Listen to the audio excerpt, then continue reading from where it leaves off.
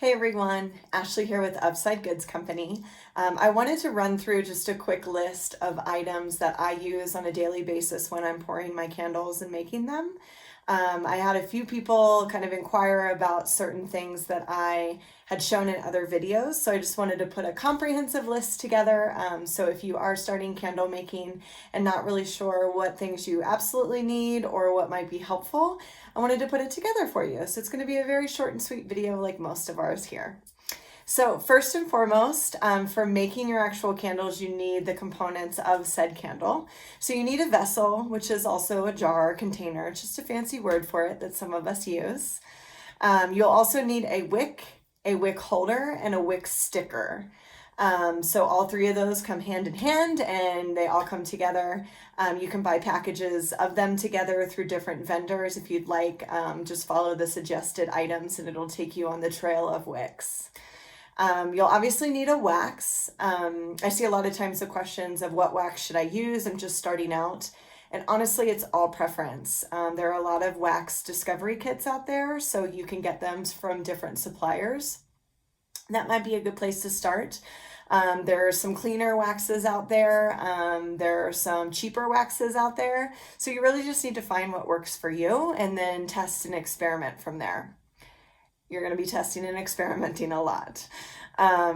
Some other things that you will need in regards to like handling the wax. I personally really like these gloves that I got just off Amazon. They're like powder free and they don't stink, which is nice. But it's nice when I'm handling those slabs of wax and I'm putting them into my Presto pot, because there's always just like that kind of waxy, oily residue that stays on your hands. And when you're moving the vessels around and you're working with the wicks, it's just nice not to have that residue, and it adds for, takes off a little bit of time for cleanup at the end, which is nice. So just something that you don't have to have, but is nice.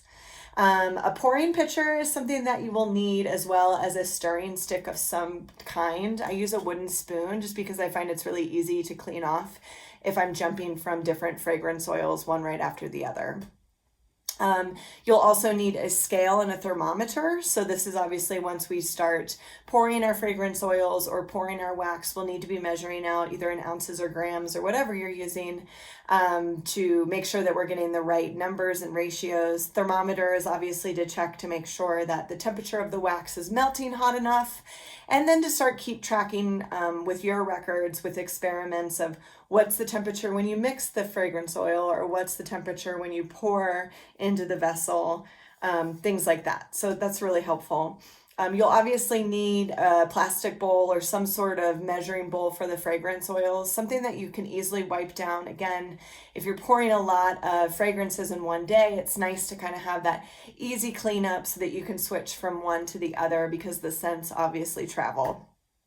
I personally use just like a plastic mixing bowl, and it works really well for me.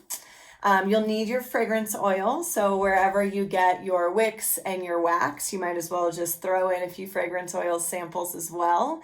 And a lot of questions that I see on the chats and everything like that is, well, how much fragrance oil and what's the numbers and all of that? And honestly, like, you just need to find and test and experiment which ones work for you.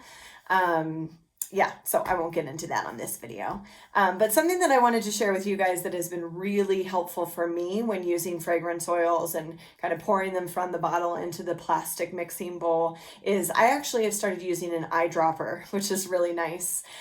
So if I over pour, then I can easily just get out the like 0.02 ounces of fragrance oil that I over poured, because we absolutely have to salvage and use sparingly with our fragrance oils, because those are pretty expensive, or can be. So an eyedropper is something that I wanted to add in on there. You might also want to get things like tin foil. You know, if you live in colder areas, or maybe your house is a little bit on the chilled side, since we're pouring at such high temperatures, we want to make sure that we're monitoring the cool off temperature as much as we can. We don't want it to drastically change, especially for smaller vessels like tins and things that don't hold heat as much as glass. Because what will happen is things might start to crack, or you might get sinkholes, things like that. So tin foil, putting down on your on your surfaces. But then also if you have like a space heater, I have been using that this winter, where I just put the space heater down right next to the area that I'm working in, just to try and keep it a little bit warmer than what our thermostat might be keeping the whole house at. So hopefully these things are really helpful for you. Please reach out, and if you have any suggestions on things that work for you that maybe I didn't share here, I might not have tried it, so I'd love to know what works for you guys. Thanks so much, and I hope this video helps. Have a great day.